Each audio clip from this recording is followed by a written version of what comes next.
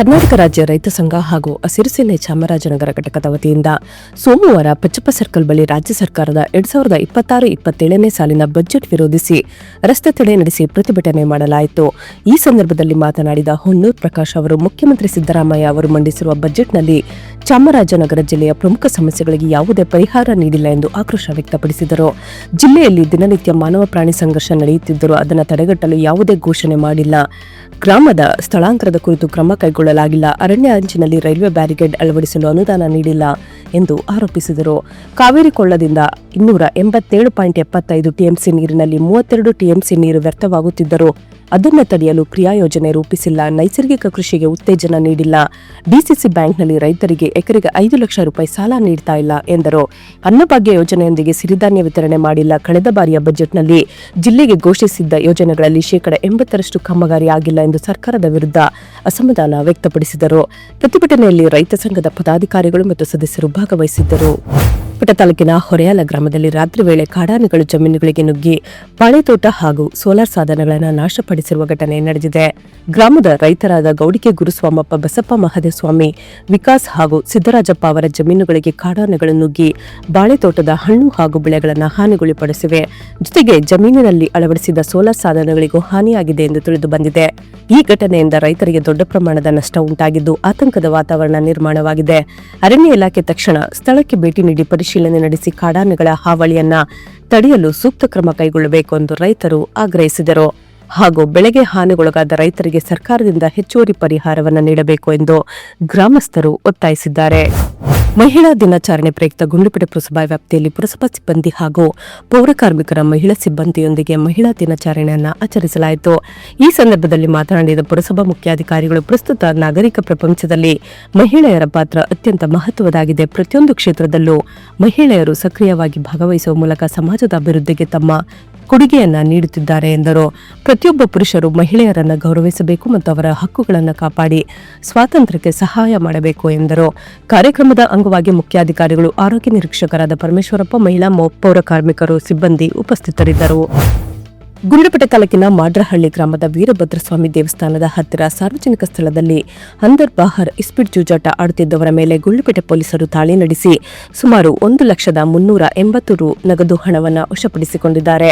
ಶುಕ್ರವಾರ ಗುಂಡ್ಲುಪೇಟೆ ಪೊಲೀಸ್ ಠಾಣೆಯ ಪಿಎಸ್ಐ ನರೇಶ್ ಕುಮಾರ್ ಅವರಿಗೆ ಬಂದ ಮಾಹಿತಿಯ ಮೇರೆಗೆ ಸಿಬ್ಬಂದಿಗಳೊಂದಿಗೆ ದಾಳಿ ನಡೆಸಿ 9 ಜನರನ್ನು ವಶಕ್ಕೆ ಪಡೆದುಕೊಂಡಿದ್ದು ಇನ್ನೊಬ್ಬ ವ್ಯಕ್ತಿ ಸ್ಥಳದಿಂದ ಓಡಿ ಹೋಗಿರುವುದು ತಿಳಿದು ಬಂದಿದೆ. ಈ ಕುರಿತು ಗುಂಡ್ಲುಪೇಟೆ ಪೊಲೀಸ್ ಠಾಣೆಯಲ್ಲಿ ಪ್ರಕರಣ ದಾಖಲಿಸಿ ಮುಂದಿನ ಕ್ರಮ ಕೈಗೊಳ್ಳಲಾಗಿದೆ. ಈ ಕಾರ್ಯಾಚರಣೆಯಲ್ಲಿ ಪೊಲೀಸ್ ನಿರೀಕ್ಷಕ ಎನ್ ಜಯಕುಮಾರ್, ಪಿಎಸ್ಐ ನರೇಶ್ ಕುಮಾರ್ ಹಾಗೂ ಸಿಬ್ಬಂದಿಗಳು ಭಾಗವಹಿಸಿದ್ದರು. ಜಿಲ್ಲಾ ಪೊಲೀಸ್ ಅಧೀಕ್ಷಕರಾದ ಮುತ್ತುರಾಜ್ ಎಂಬ್ರವರು ತಂಡವನ್ನು ಶ್ಲಾಘಿಸಿದ್ದಾರೆ. ಗುಂಡ್ಲುಪೇಟೆ ತಾಲೂಕಿನ ಹಿಮವದ್ ಗೋಪಾಲಸ್ವಾಮಿ ಬೆಟ್ಟದಲ್ಲಿ ಮಾರ್ಚ್ 15ರಂದು ದಿವ್ಯ ಬ್ರಹ್ಮ ರಥೋತ್ಸವ ಹಾಗೂ ಜಾತ್ರೆ ನಡೆಯಲಿದೆ. ಈ ಹಿನ್ನೆಲೆಯಲ್ಲಿ ಭಕ್ತರ ಸಂಚಾರಕ್ಕೆ ವಿಶೇಷ ವ್ಯವಸ್ಥೆ ಮಾಡಲಾಗಿದ್ದು ಕೆಎಸ್ಆರ್ಟಿಸಿ ಬಸ್ಗಳನ್ನು ಹೊರತುಪಡಿಸಿ ಉಳಿದ ದ್ವಿಚಕ್ರ, 4 ಚಕ್ರ, ಮಿನಿ ವಾಹನ ಹಾಗೂ ಇತರೆ ವಾಹನಗಳಲ್ಲಿ ಬರುವ ಭಕ್ತರು ಅರಣ್ಯ ಇಲಾಖೆಯ ಚೆಕ್ಪೋಸ್ಟ್ ಮೈದಾನದಲ್ಲಿ ವಾಹನಗಳನ್ನು ನಿಲುಗಡೆ ಮಾಡಬೇಕು. ಅಲ್ಲಿಂದ ಕೆಎಸ್ಆರ್ಟಿಸಿ ಬಸ್ಗಳಲ್ಲಿ ನಿಗದಿತ ದರ ಪಾವತಿಸಿ ದೇವರ ದರ್ಶನಕ್ಕೆ ತೆರಳಿ ಬರುವ ವ್ಯವಸ್ಥೆಯನ್ನು ಕಲ್ಪಿಸಲಾಗಿದೆ ಎಂದು ಭಕ್ತರು ಮತ್ತು ಸಾರ್ವಜನಿಕರು ಈ ವ್ಯವಸ್ಥೆಗೆ ಸಹಕರಿಸುವಂತೆ ತಹಶೀಲ್ದಾರ್ ಪ್ರಕಟಣೆಯಲ್ಲಿ ತಿಳಿಸಿದ್ದಾರೆ.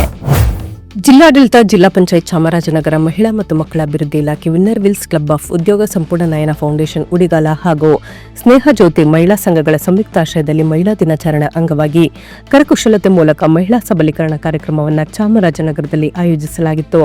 ಜಿಲ್ಲಾಧಿಕಾರಿ ರೂಪಾ, ಜಿಲ್ಲಾ ಪಂಚಾಯತ್ ಮುಖ್ಯ ಕಾರ್ಯನಿರ್ವಾಹಕ ಅಧಿಕಾರಿ ಮೋನಾರಥ್ ಹಾಗೂ ಸಂಪೂರ್ಣ ನಯನ ಫೌಂಡೇಶನ್ ಸಂಸ್ಥಾಪಕಿ ರಜನಿಕೆ ತಿವಾರಿ ಅವರು ದೀಪ ಬೆಳಗುವ ಮೂಲಕ ಕಾರ್ಯಕ್ರಮಕ್ಕೆ ಚಾಲನೆ ನೀಡಿದರು. ಈ ವೇಳೆ ಮಾತನಾಡಿದ ರಜನಿ ತಿವಾರಿ ಅವರು, ಮಹಿಳೆಯರು ಸ್ವಾವಲಂಬಿಯಾಗಿ ಜೀವನ ನಡೆಸಲು ಕರಕುಶಲ ತರಬೇತಿಗಳು ಸಹಾಯಕವಾಗುತ್ತಿವೆ ಎಂದರು.